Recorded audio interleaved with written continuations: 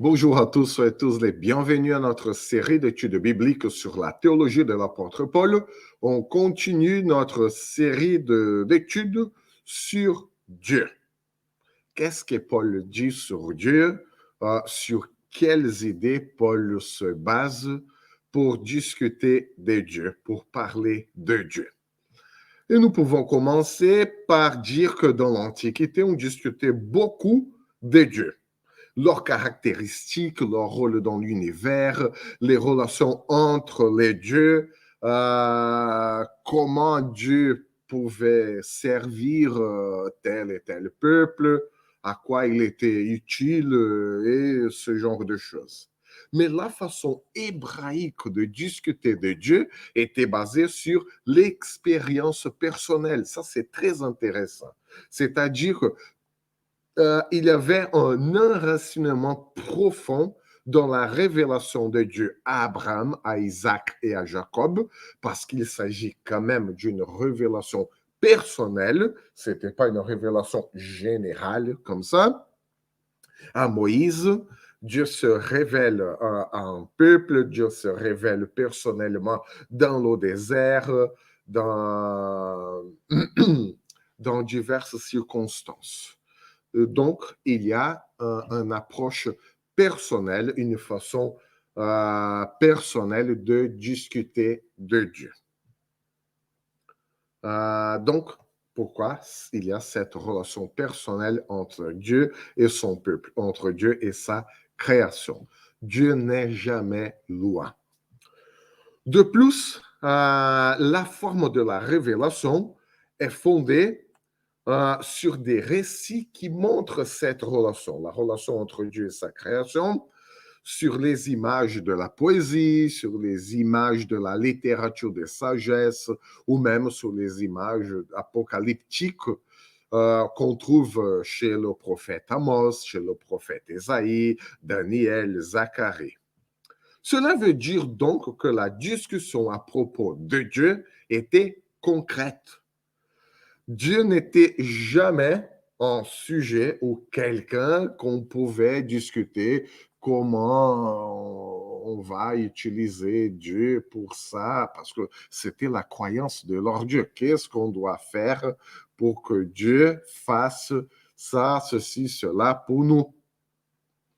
La façon du peuple hébreu de discuter de Dieu, c'était une expérience personnelle avec Dieu. C'est pourquoi qu'on dit que la théologie hébraïque, elle est basée sur l'expérience. Ce n'était pas une réflexion de quelqu'un qui était là tout seul. On va voir, ce n'était pas quelque chose de rationaliste. On était là tout seul, tout à coup, on va réfléchir sur Dieu et son rôle dans l'univers. Non, non. Les discussions de Dieu dans la Bible, ce sont des discussions basées sur l'expérience personnelle, donc empirique. Et c'est pour ça qu'on dit que la théologie hébraïque est basée sur l'expérience. On n'a pas vraiment besoin d'une grande réflexion. On voit et on comprend. Il y a plusieurs psaumes d'ailleurs qui parlent qu'on voit les œuvres de Dieu et on loue le Seigneur. Nous avons vu les actes de Dieu et c'est pour ça que nous sommes reconnaissants. Nous avons compris telle et telle chose sur Dieu parce que nous avons vu, nous avons entendu telle et telle chose de Dieu. Donc, voilà une théologie basée sur l'expérience. Et cette méthode fait partie de la vie de Paul. Et Paul était au courant de la méthode grecque, évidemment. Par exemple, nous avons déjà vu son discours, un acte chapitre 10, 14 et 17. Et là, Paul explique Dieu. Paul décrit l'action de Dieu au moyen de propositions rationnelles. Donc, Paul, il se base sur la raison, sur des raisonnements. Donc, s'il y a ça, on peut conclure que ce chemin nous amène à cette idée, cette idée, cette idée. Alors que pour Paul, non. Je vu que Dieu a créé l'univers. Je dois donc louer le Seigneur de l'univers parce que je vois la création de Dieu. Voilà un raisonnement, une théologie basée sur l'expérience. Mais la façon grecque, c'était la raison. Pas forcément une expérience personnelle, mais des propositions rationnelles. Ce sont des méthodes complètement différentes. Et l'enjeu de ce genre de discussion est la connaissance de Dieu. Et depuis l'Ancien Testament, la Bible témoigne que la connaissance de Dieu, c'est la chose la plus importante de la vie. Et là, nous pouvons lire le prophète Osée, le chapitre 4, le verset 6. Mon peuple est détruit parce qu'il lui manque la connaissance. Puisque tu as rejeté la connaissance, je te rejetterai.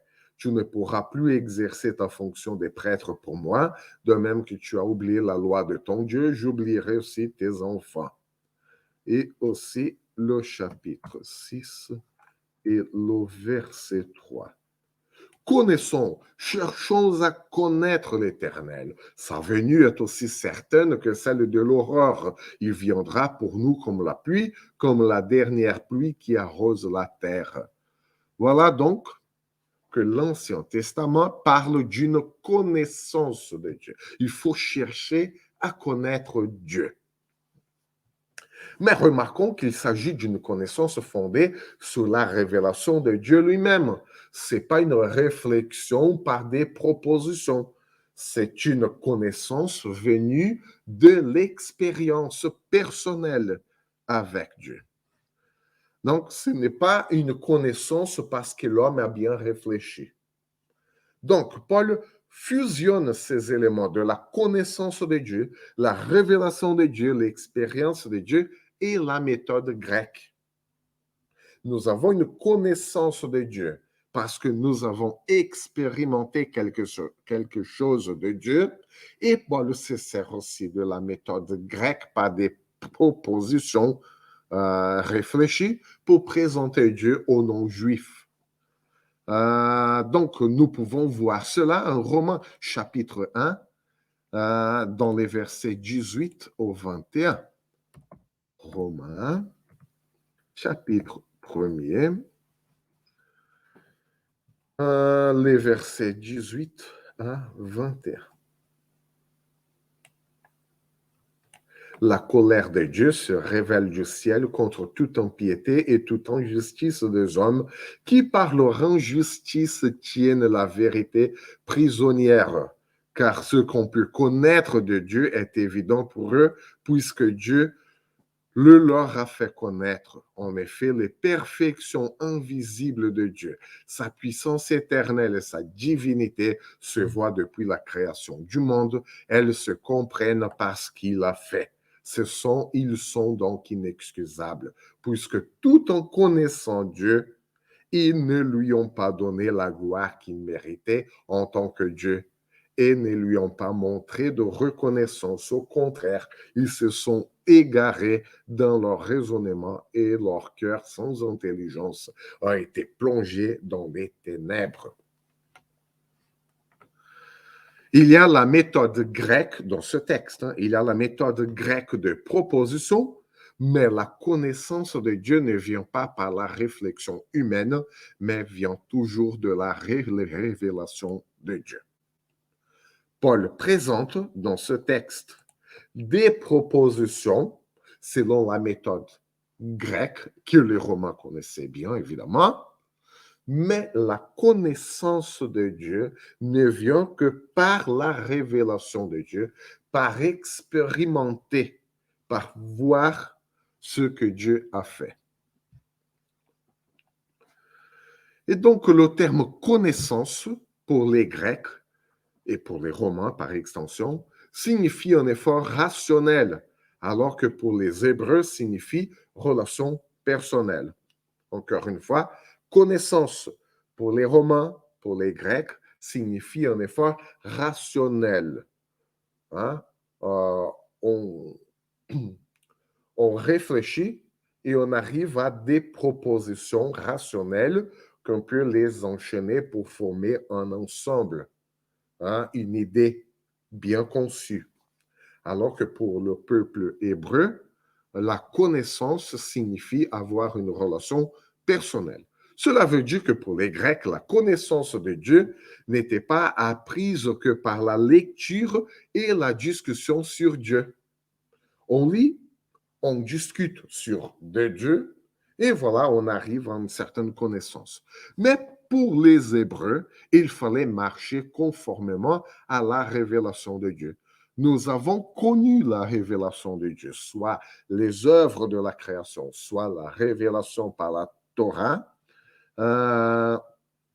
Et là, et on commence à marcher dans les voies que Dieu a conçues pour l'homme, on connaît Dieu. Il y a une expérience personnelle. D'un côté, la connaissance par des efforts intellectuels, de l'autre côté, la connaissance par la relation personnelle. Pour les Grecs, connaître un Dieu, c'est avoir un ensemble d'informations sur les dieux. Je connais Zeus, je connais Artémis, je connais tous les autres dieux du panthéon grec, gréco-romain, parce que je connais un tas d'informations sur eux. Mais Paul montre que connaître Dieu, c'est une autre chose. Et là, nous pouvons revenir à son épître aux Romains, toujours chapitre 1, le verset 21, on va relire ce verset, qu'il dit, puisque tout en connaissant Dieu, ils ne lui ont pas donné la gloire qu'il méritait en tant que Dieu et ne lui ont pas montré de reconnaissance. Au contraire, ils se sont égarés dans leur raisonnement et leur cœur sans intelligence a été plongé dans les ténèbres. Donc, quelle est la réponse naturelle de la connaissance de Dieu d'après ce verset? Connaître Dieu, c'est pas avoir des informations sur Dieu, mais connaître Dieu, c'est l'adorer. La connaissance fondée sur l'expérience. Je connais Dieu par ses œuvres, je connais Dieu par sa révélation écrite, les prophètes, la Torah, les psaumes, et je marche avec Dieu. Or, quel est le résultat naturel de l'homme qui voit la révélation de Dieu, les œuvres de Dieu, les écrits de Dieu, l'adoration? Et donc, voilà, si je connais Dieu, je l'adore. Et voilà mon expérience personnelle par rapport à la connaissance de Dieu. Donc, pourquoi la connaissance hébraïque de Dieu ne vient que par la révélation de Dieu? Et Paul, il va en parler en 1 Corinthiens, chapitre 1, le verset 21. Et Paul dit, puisqu'à travers cette sagesse, le monde n'a pas connu Dieu en voyant sa sagesse. Il a plu à Dieu de sauver les croyants à travers la folie de la prédication. Le monde n'a pas connu Dieu en voyant sa sagesse. Hein? Il a plu à Dieu de sauver les croyants à travers de la folie de la prédication. La sagesse humaine est inadéquate. La sagesse humaine, le fruit de la réflexion humaine, ne suffit pas pour connaître Dieu. Donc, la connaissance par l'expérience, oui, parce que Dieu se manifeste, Dieu se révèle à l'humanité. L'homme ne peut pas tout seul penser, réfléchir à Dieu et arriver à une connaissance pleine de Dieu. Alors que Dieu se manifeste par ses œuvres, par les Écritures, l'être humain voit ses œuvres, l'être humain voit la création, l'être humain lit les Écritures, et voilà, l'être humain est plus qu'informé de Dieu. Oui, évidemment, nous avons des informations, mais Une fois que nous avons les informations, que nos yeux ont vu la création, les œuvres de Dieu, que nos yeux ont lu la révélation de Dieu au moyen des Écritures, toutes ces informations se transforment en nous en une expérience. Quelle expérience? L'adoration, le salut, la relation intime et personnelle avec Dieu. Autre chose, connaître Dieu, c'est être reconnu de Dieu. Il ne suffit pas connaître Dieu, connaître les Écritures, connaître de la Genèse à l'Apocalypse, savoir que Dieu a créé ça. Non. Ça, oui, c'est une connaissance, ce sont des informations. Mais connaître Dieu, ça veut dire marcher avec Dieu. Si nous marchons avec Dieu, Dieu nous connaît aussi. Dieu nous connaît et nous reconnaît. Donc, connaître Dieu, c'est être reconnu de Dieu. C'est un schéma de double voie. Nous marchons avec Dieu parce que Dieu marche avec nous. Ou Dieu marche avec nous parce que nous marchons avec lui. Hein, c'est un schéma de double voie.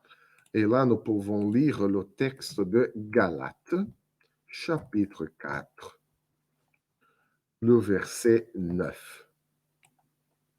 Mais maintenant que vous avez connu Dieu, ou plutôt que vous avez été connus de Dieu, comment pouvez-vous retourner à ces principes élémentaires sans force et sans valeur auxquels vous voulez vous asservir encore? Voilà.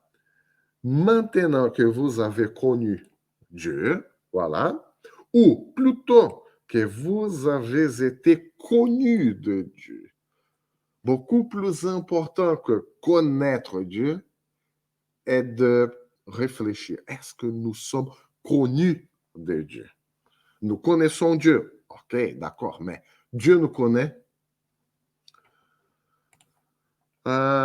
Donc, voilà pourquoi il y a une relation. Nous ne connaissons pas des informations sur Dieu, des données sur Dieu, mais c'est une relation. Nous connaissons Dieu et Dieu nous connaît. La connaissance de Dieu comprend l'expérience dans les actions de Dieu. C'est pourquoi la conversion de Paul est très importante pour sa théologie. Il avait vécu Dieu d'une façon intense. L'évangile lui est parvenu par la révélation de Dieu. Et là, nous pouvons lire ces versets dont il parle de cette révélation. Galates 1, verset 12. L'expérience de Paul. En effet, je ne l'ai moi-même ni reçu ni appris d'un homme, mais par une révélation de Jésus-Christ. Donc, Paul a connu l'Évangile, non par un homme, non par sa propre réflexion personnelle, mais par une révélation de Jésus-Christ. Il en parle aussi, le verset 16. Lorsqu'il a trouvé bon de révéler son Fils en moi, afin que je l'annonce parmi les non-juifs, je n'ai consulté personne. Donc, il n'est pas allé demander à Barnabas, il n'est pas demandé à Ananias, il n'est pas demandé à personne. Ah, mais qui est Jésus, qui est Jésus? Non, il a eu cette révélation issue d'une relation personnelle, d'une révélation personnelle. Donc, la connaissance de la gloire de Dieu, et gloire, vous savez, hein, la gloire signifie essence, présence. Donc, la connaissance de la gloire de Dieu, c'est-à-dire la connaissance de la présence de Dieu, hein, c'est l'expérience personnelle avec Dieu. C'est pourquoi les évangiles apprécient, défendent, ou les évangéliques, pardon, hein, apprécient et défendent la conversion personnelle comme une condition préalable pour le baptême, ou pour dire tout simplement qu'on est chrétien. On est chrétien pourquoi? Parce que nous sommes nés dans une famille chrétienne? Non. Parce que nous avons hérité d'une culture chrétienne? Non. Parce que nous sommes nés dans un pays chrétien? Non.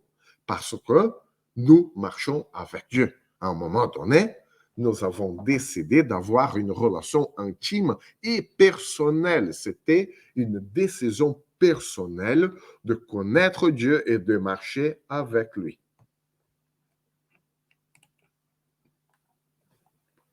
C'est pourquoi que les évangéliques, ils défendent cette conversion personnelle, ce cheminement personnel avec Dieu. Parce que nous ne pouvons pas être chrétiens au moyen d'une culture chrétienne parce que tout simplement, ça n'existe pas. Ce qui existe est la relation personnelle avec Dieu et intime. Un autre texte qui montre la connaissance de Dieu comme révélation personnelle est celui de 1 Corinthiens chapitre 2. 1 Corinthiens chapitre 2, du verset 7 au verset 13. Non, nous annonçons la sagesse de Dieu mystérieuse et cachée, celle que Dieu, avant tous les temps, avait préparée d'avance pour notre gloire. Cette sagesse, aucun des chefs de ce temps ne l'a connue, car s'il l'avait connue, il n'aurait pas crucifié le Seigneur de la gloire. Mais, comme il est écrit, ce que l'œil n'a pas vu, ce que l'oreille n'a pas entendu, ce que n'est pas montré au cœur de l'homme, Dieu l'a préparé pour ceux qui l'aiment. Or, c'est à nous que Dieu l'a révélé, par son esprit, car l'esprit examine tout, même les profondeurs de Dieu. Voilà que Paul, il fait l'opposition entre la sagesse humaine et l'expérience de la révélation de Dieu que nous avons expérimentée, que nous avons connue. En effet, qui parmi les hommes connaît les pensées de l'homme si ce n'est l'esprit de l'homme qui est en lui? De même, personne ne peut connaître les pensées de Dieu si ce n'est l'esprit de Dieu. Or, nous n'avons pas reçu l'esprit du monde, mais l'esprit qui vient de Dieu, afin de connaître les bienfaits que Dieu nous a donnés par sa grâce. Et nous en parlons non avec les paroles qu'enseigne la sagesse humaine, mais avec celles qu'enseigne l'Esprit Saint. Ainsi, nous employons un langage spirituel pour exprimer ce qui est spirituel. Voilà l'opposition que Paul fait de cette expérience de l'Esprit, de la révélation. Et donc, notre conversion, notre expérience avec Dieu n'est pas le fruit du raisonnement humain, n'est pas le fruit de la réflexion humaine, mais est le fruit de la révélation de Dieu en nous. La connaissance de Dieu se fait par l'Esprit Saint. Nous ne savons pas ce qui se passe dans un autre homme, dans une autre personne, dans un autre esprit. D'autant plus en Dieu. Nous ne pouvons pas connaître ses pensées et donc Dieu nous l'a fait connaître. Dieu a révélé sa pensée et voilà la raison de la révélation. Mais Paul partage encore d'autres expériences et d'autres révélations. Et nous pouvons voir certaines de ces expériences et de ces révélations dans sa deuxième lettre aux Corinthiens, dans le chapitre 12 et les versets à partir du verset 1 jusqu'au verset 7. Faut-il se vanter? Cela ne m'est pas utile. J'en viendrai cependant à des visions et à des révélations du Seigneur. Je connais un homme en Christ qui, il y a 14 ans, a été enlevé jusqu'au 3e ciel. Était-ce dans son corps, à l'extérieur de son corps? Je l'ignore, mais Dieu le sait. Et je sais que cet homme, était-ce dans son corps, à l'extérieur de son corps? Je l'ignore, mais Dieu le sait, a été enlevé au paradis et a entendu des paroles inexprimables qui n'est pas permis à un homme de redire. Je me vanterai d'un tel homme, mais de moi-même, je ne me vanterai pas sinon de mes faiblesses. Si je voulais me vanter, je ne serais pas déraisonnable, car je dirais la vérité. Mais je m'en abstiens afin que personne n'ait à mon sujet une opinion supérieure à ceux qu'il voit en moi ou à ceux qu'il entend de moi. Et pour que je ne sois pas rempli d'orgueil à cause de ces révélations extraordinaires, j'ai reçu une écharde dans le corps, un ange de Satan pour me frapper et m'empêcher de m'enorgueillir. Voilà d'autres révélations qui vont au-delà de la révélation de la création, des Écritures, de ce qu'on peut lire et expérimenter dans la nature, dans la création. Paul parle de cette expérience extrêmement personnelle qu'il a eue, qu'il a été enlevé au ciel, et il ne peut pas raconter ça. Et en même temps, Paul ne ratifie pas ce genre d'expérience comme indispensable à la connaissance de Dieu. Cela veut dire que Paul, il ne fait pas de cette expérience quelque chose de primordial. Hein? Pour connaître Dieu, il faut que vous aussi, vous soyez élevés au troisième ciel comme je l'étais. Non. Il reconnaît qu'il s'agit là d'une révélation spéciale, particulière, extraordinaire. Ce n'est pas naturel. Donc, tous n'ont pas ce genre d'expérience et la connaissance de Dieu ne dépend pas de cette expérience. Sinon, peu d'entre nous seraient capables de connaître Dieu ou même de développer une relation personnelle avec lui. Et donc, ce n'est pas le cas. Pour Paul, l'expérience de la connaissance de Dieu, c'est quelque chose qui transforme notre quotidien, notre caractère, notre façon d'être. L'enseignement qu'il a reçu a transformé sa vie. Et ici, il ajoute la grâce de Dieu à l'expérience vécue. Donc, on va lire deux textes. Le premier, 1 Corinthiens, chapitre 15, le verset 3, et Paul dit, « Je vous ai transmis avant tout le message que j'avais moi-même aussi reçu. Christ est mort pour nos péchés conformément aux Écritures. » Voilà, le message que Paul transmet, l'expérience qu'il transmet est basée sur les Écritures.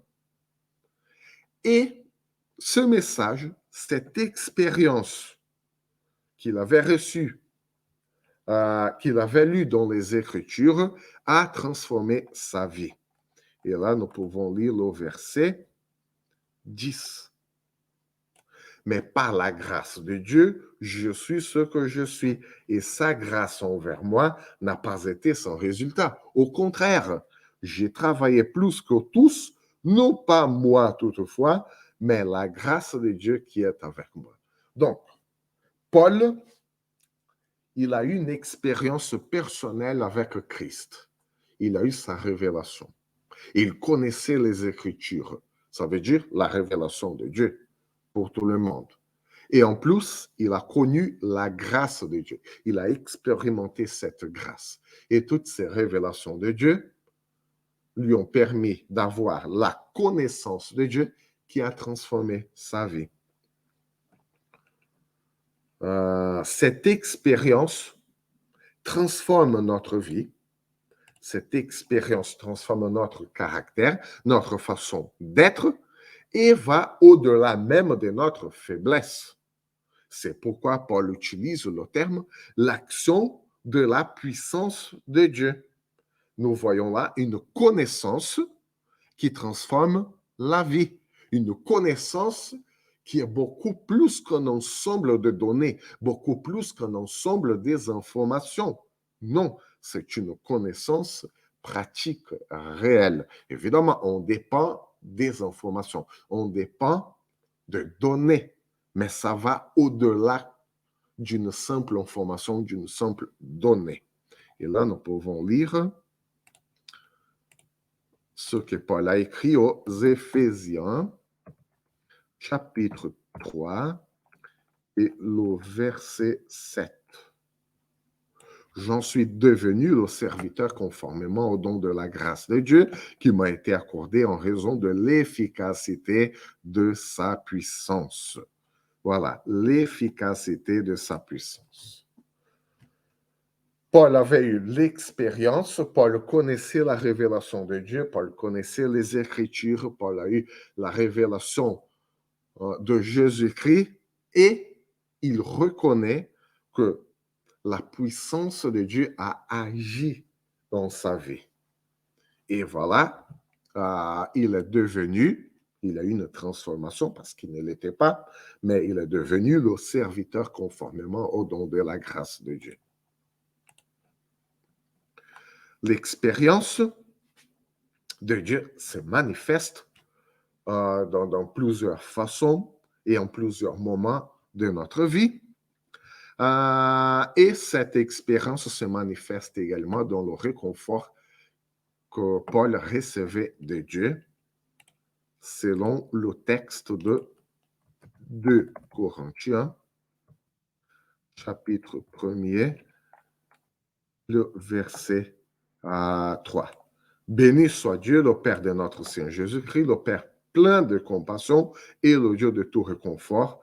Il nous réconforte dans toutes nos détresses afin que nous puissions réconforter ceux qui se trouvent dans la détresse grâce à l'encouragement que nous recevons nous-mêmes de la part de Dieu. En effet, de même que les souffrances de Christ abondent pour nous, de même aussi c'est par Christ que notre réconfort abonde.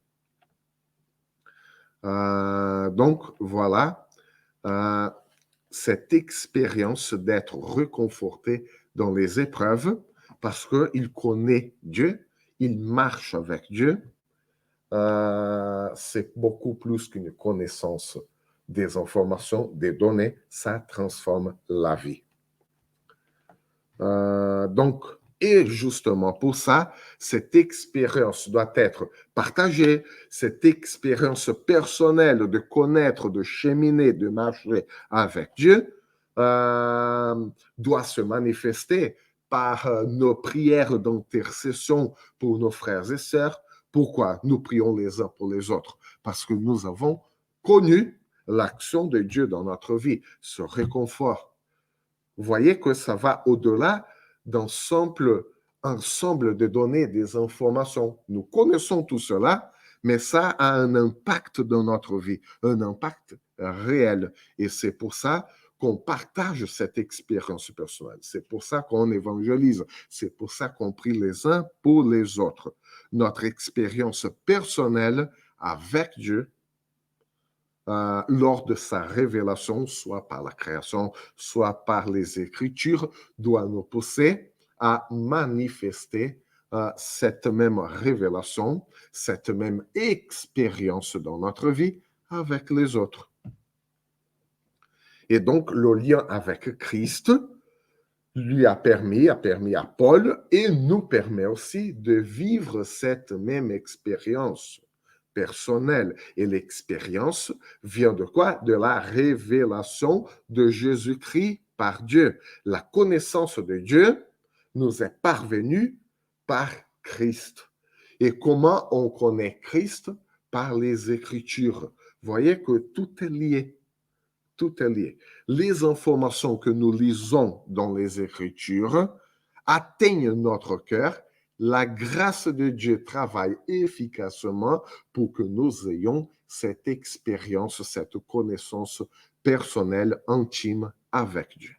Ainsi, l'expérience de Paul de la connaissance de Dieu n'est pas basée sur la spéculation, sur le fruit de ses raisonnements, de ses pensées, ou même sur son effort rationnel. Mais non, la connaissance dont Paul parle, la connaissance de Dieu, elle est basée sur sa propre conversion, sur sa propre expérience personnelle de marcher avec Dieu, sa relation personnelle avec Dieu au moyen de la lecture des Écritures et au moyen de la prière. Donc, que le Seigneur nous bénisse, qu'il nous garde, dans cette connaissance intime et personnelle avec notre Dieu. À bientôt dans la prochaine vidéo, dans la prochaine étude.